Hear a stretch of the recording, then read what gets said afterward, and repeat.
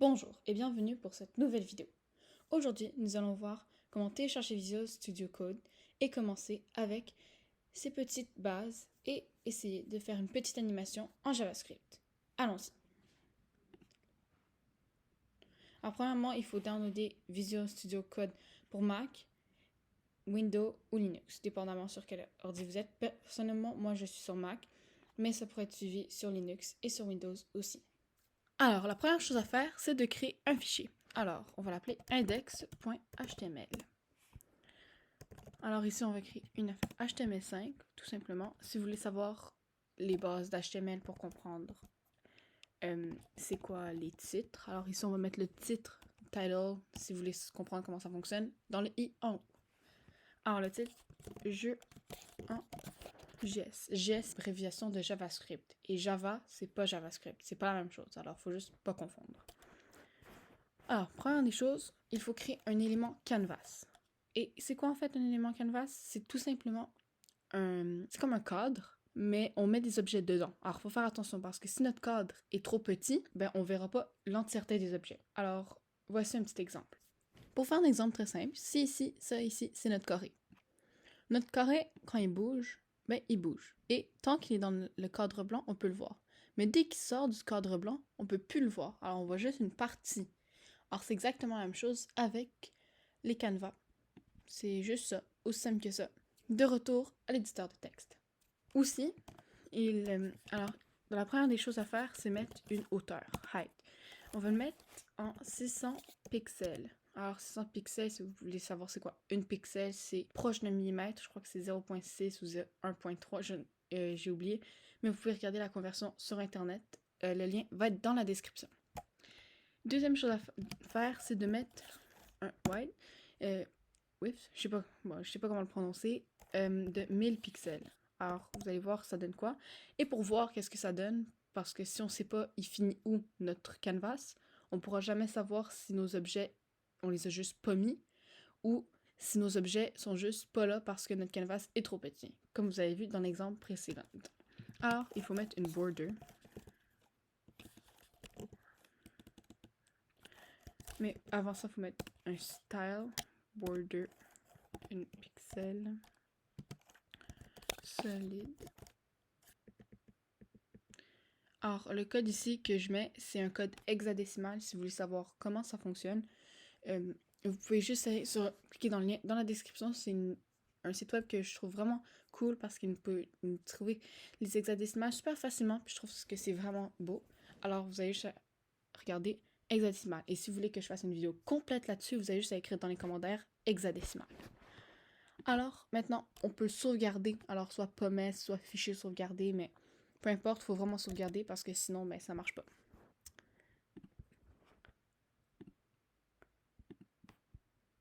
Alors, ici, ça nous donne ça.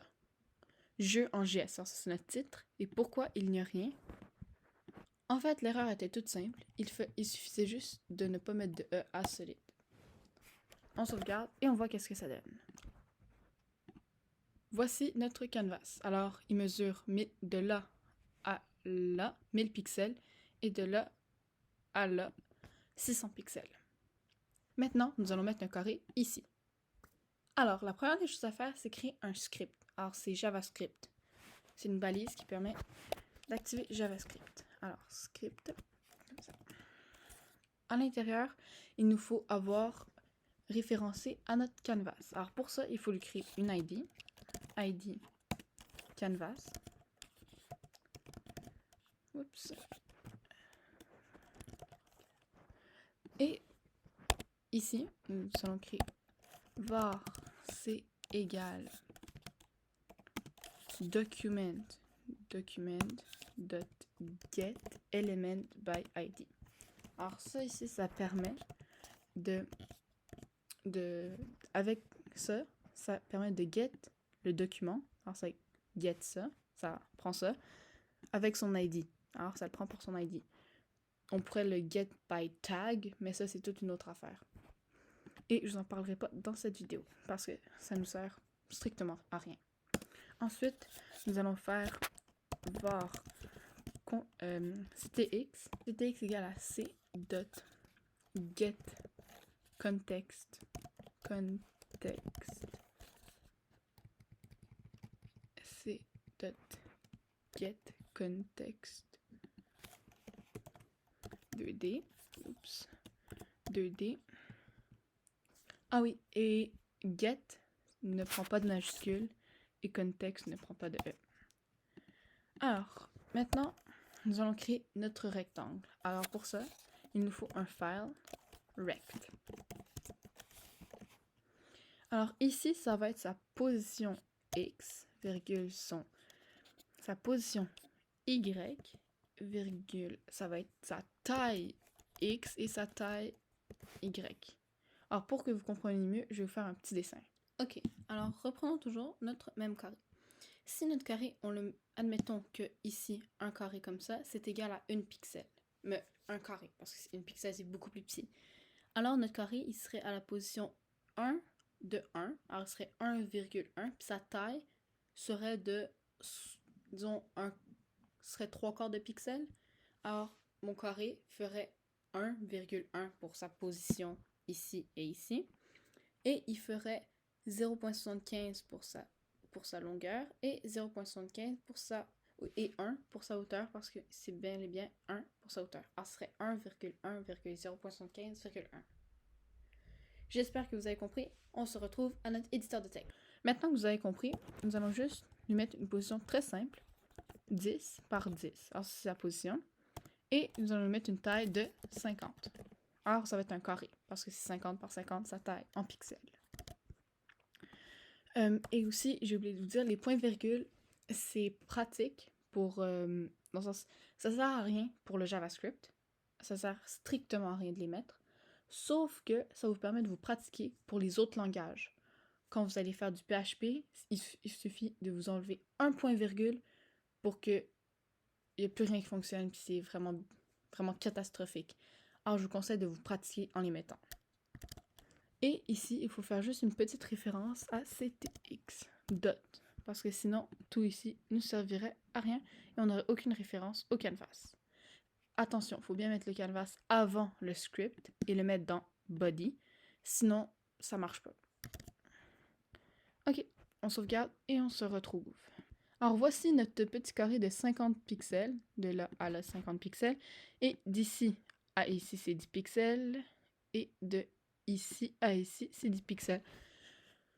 Alors maintenant, notre but c'est de pouvoir le faire changer de couleur, parce qu'un carré, si notre jeu est basé juste sur les carrés noirs, c'est un peu plate. Alors nous allons essayer de trouver des carrés de la couleur, admettons, rouge. Alors pour ça, il suffit de faire toujours ctx, et en passant le C ici, vous aurez très bien pu le remplacer par, admettons, un CO, mais c'est juste plus simple, c'est un C. Attention, si vous remplacez cette variable-là, vous devez remplacer où elle est, alors le C aussi. Si vous remplacez la variable CTX, vous devez remplacer ça et ça aussi. Alors juste pour vous dire que c'est pas nécessairement nécessaire d'avoir les mêmes choses, mais c'est juste plus simple. Alors ici, juste avant le file rect, c'est vraiment important. On a juste à faire un file style. Et ici, ça égale à un code encore hexadécimal. Alors on peut mettre FF0000, ce qui équivaut à un rouge. Alors on sauvegarde et on se retrouve pour voir qu'est-ce que ça donne. Alors vous avez vu, notre carré est maintenant rouge. Maintenant, il nous faudrait faire bouger le carré de gauche à droite, ou de droite à gauche, pour qu'il puisse avancer, reculer. Pour ça, il va falloir nous créer une fonction. Alors la fonction, on peut l'appeler draw, pour dessiner. Alors, on écrit function. Oups, faire attention, faire un espace. Et dans cette fonction, il pourrait faire ctx.file rect. On peut le mettre à cette fois, alors il suffit de mettre peut-être 10. Alors ici, pour que ça fonctionne, si on mettait juste 10 ou 11, mais à chaque fois il ferait toujours 11. Alors pour que ça fonctionne bien, on va créer une variable var. Si vous voulez savoir à quoi le jeu va ressembler, il vous suffit de cliquer sur le petit i en haut pour voir l'introduction. On peut mettre ennemi.